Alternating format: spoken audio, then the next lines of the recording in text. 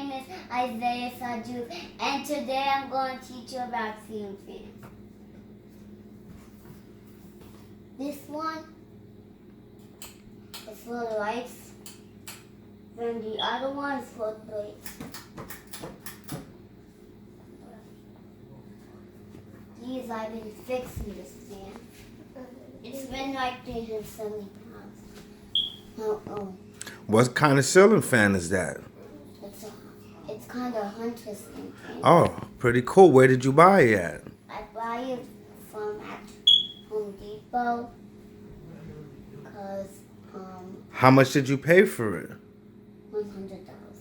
Oh, okay. I went there by myself. Oh, okay. What color is it?